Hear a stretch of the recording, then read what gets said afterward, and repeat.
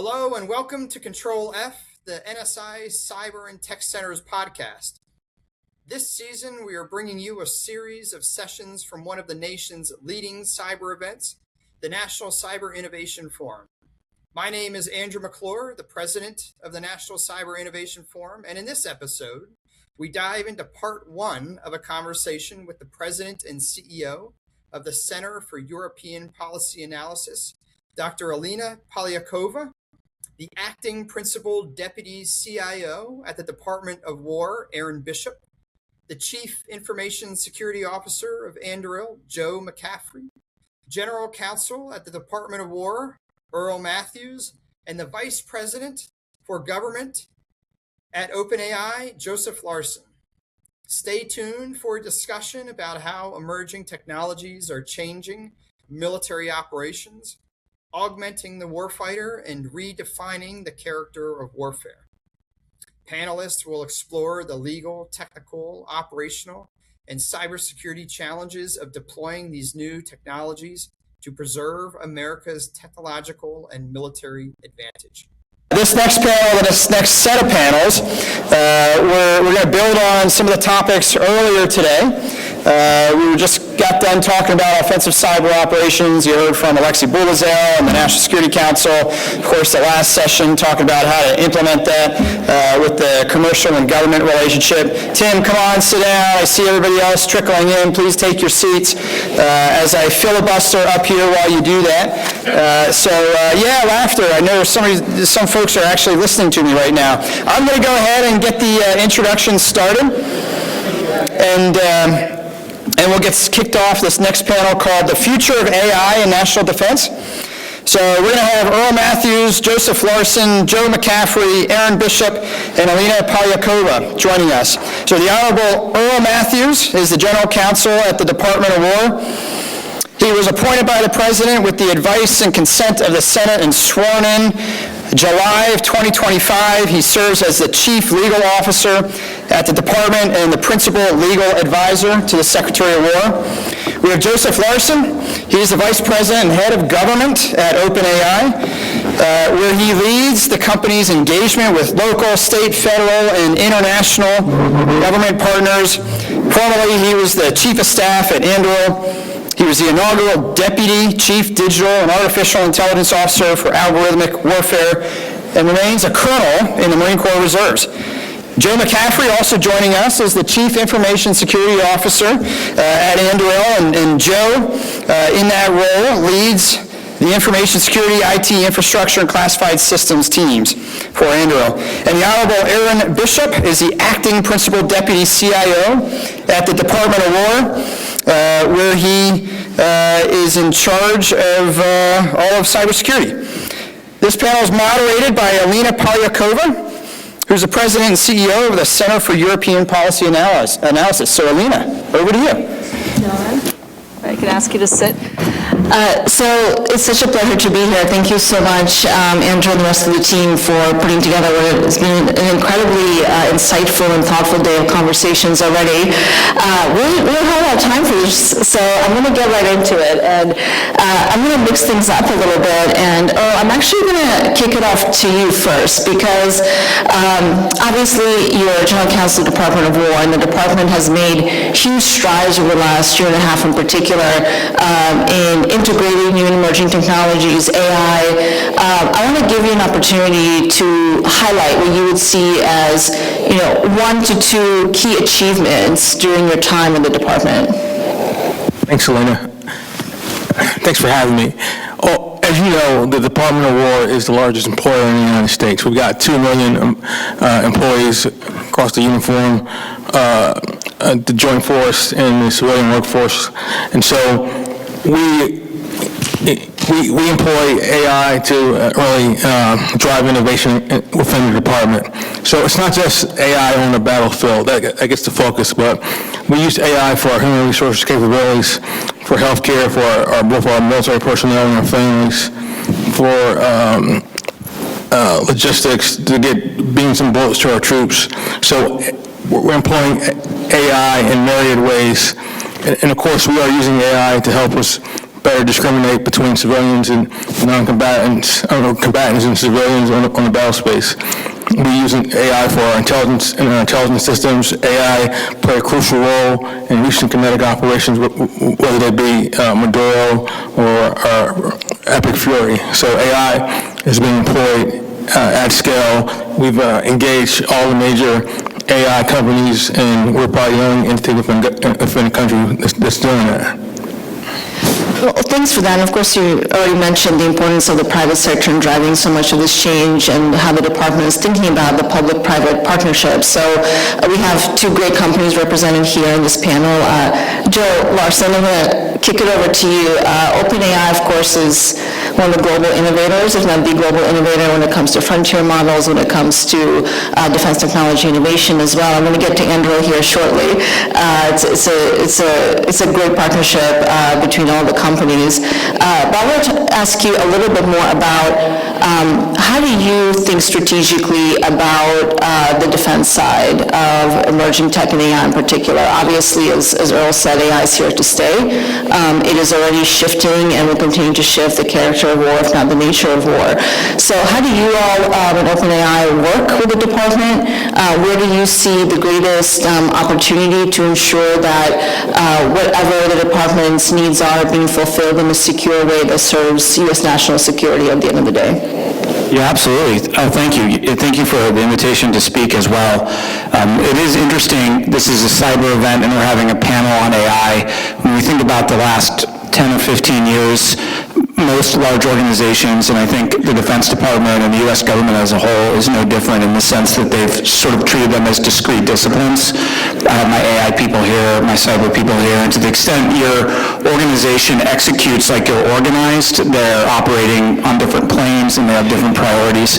What we've seen, I think, and what we'll continue to see in terms of the trend line is a collapsing of the disciplines of artificial intelligence and cyber into effectively a single discipline as AI just becomes more inherently important for cyber and cyber defense. Obviously, this is at the forefront of everybody's mind with Anthropic's Mythos model. Obviously, OpenAI has our own version of a model, our 5.5 cyber model.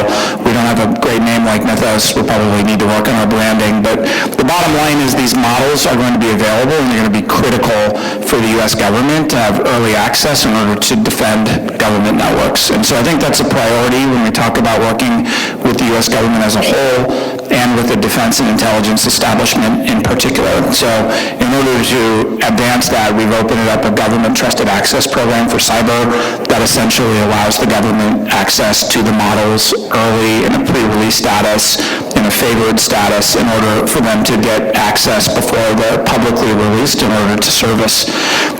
The time dimension becomes more critical as AI is just improving so rapidly. You may have seen OpenAI yesterday. We solved a math problem that many believed was unsolvable. It has existed for over 80 plus years. Those kinds of things happened every 6 months or a year. Now we're starting to see them every week or 2 weeks. So the pace is continuing to increase, and what is going to become more important is that the government is able to respond at speed, that they're able to incorporate the AI, integrate it, and use it to ensure the defense of their networks in a rapid way that I think sometimes challenges bureaucracies because that's not typically the way they're organized. So I'll pick up on some of the points you're making here in just a moment, but I want to also give an opportunity to the other Joe on the panel. I don't want to, maybe I'll call you one of you, Joseph, just to keep it clear. But Joe, you sit over at Anduril, and another great American company, and have had the chance to get to know our colleagues at the company over the years, and I think what's really interesting is how you all think about this question of speed that keeps coming back, and not just from the perspective of the speed of adoption, integration of AI to maximize efficiencies and capabilities within the Department of War in this case, but also how you deploy out there in the world, right? And of course, Anduril is at the forefront of actually being in theater and thinking about how we need to make some changes on our side, in the USG side as well, so that we're more nimble, more adaptable, can respond to threats that are much more rapid, can move much faster, and more unpredictable. We're seeing this across all the different conflicts that are out there right now. So from Anduril's perspective, how do you all think about working with the department to specifically deliver to the warfighter who is using your capabilities on the ground? Yeah, I think it's almost as important to ask the question of what is the risk of not deploying the capability, as opposed to the question that often gets asked, which is what is the security risk of deploying this thing? And it's just a little different way of thinking about it, but if you're focused on what is the security risks of this thing and not focused on what is the risk of deploying it, you will end up making decisions that result in the enemy or the competitor or the bad guy having an outsized capability, which puts the warfighter at a disadvantage to them. And so we really have to shift the mindset to where we're thinking about how do we deploy this advanced capability in a way where we mitigate the security risks associated with it, mitigate the operational risk with deploying it. But I think what we have found and what we continue to find is that the risk is much greater of not deploying these things. And we as security professionals have to figure out how to do the hard work of securing it. It is much easier to say, this thing's just too dangerous, we're not going to deploy it. There's just too much risk associated with that. But that's the analog of not going on a convoy because there's IEDs out there, or not flying helicopters in areas where there's known Gen 3 man pads. There's going to be risk, and with that risk, there will be data loss, there will be hacks, there will be breaches, there will be denials of service, and that is part of war fighting, and it's incumbent on us to kind of balance the two in the right way. So, Aaron, I'm going to come to you, and then I want to ensure that we have most of our time just to have more of a discussion among all of you, and I'll come back to some of these points about how do you manage risk, how do you ensure security of models of capabilities, how do you ensure and set the appropriate threshold for the human element when it comes to the growing sophistication of autonomous capabilities in our force posture, but also across the world. We have this question of urgency that often comes up, and I think the department is acting with a great sense of urgency, but is that really happening globally? And I would love to hear all of you talk a little bit about that. But before I get there, we're talking a lot so far on the panel about this need for speed, the need to integrate, the need to adopt, and do it in a secure and reliable and resilient way. But I think there's also a question about how do you think about that, almost internally facing the department, right? How do you ensure that you have the appropriate digital infrastructure in place? We all know, as the Department of War is the biggest employer, how do you think through all of that complexity at the departmental level when it comes to the integrations capabilities to ensure the department itself and the servicemen and women and civilians, the department employees across the country, all kind of marching in the same direction and understand both the risk but also the opportunities through the integration, particularly of AI efficiencies on the inside. Give us the inside view. Well, first, thanks, Alina, for the long question. So, from the Department of War's perspective, we've got, as you alluded to, one of the largest footprints on the planet. And from that perspective, we've got to start thinking about all the different use cases of how we could use AI for a benefit. Everything from back office and routine paperwork that could be automated, all the way up through how do we increase pipelines and processes so that we become efficient? How do we go and use technologies in ways we've never seen before? How do we use it to do swarming with drones or other types of technologies? AI itself, I heard a phrase once that said AI is nothing but software that works well. And if you think of it that way, then you can start thinking about how to protect it that way. What kind of data do we put in it? What kind of data do we want to get out of it? How do we protect that data uniquely from that data perspective? Then it's an infrastructure perspective as well. You have a lot of infrastructure you need to make sure you understand that you can either contain the model, contain the data sets that you want for lots of reasons, whether it's an in-threat reason, whether it's a external attack reason, or whether it's simply I don't want to overrun myself from a technology perspective. So we're busy helping enable our CDAO office, our Chief Data and AI office, to focus on how the use cases they identify that they want to empower. Do we provide the correct technology? Do we put the right security in place so that we can enable them to go fast, like you said, and innovate on those use cases for the department? That's a wrap for today's episode. Thanks to Hannah Haynes, Keelan Wolf, Claude Jennings, and the entire NSI CTC team in helping us produce today's episode. Be on the lookout every Monday and Wednesday for more sessions from the National Cyber Innovation Forum. If you like what you heard, be sure to rate, review, and subscribe. Thanks again.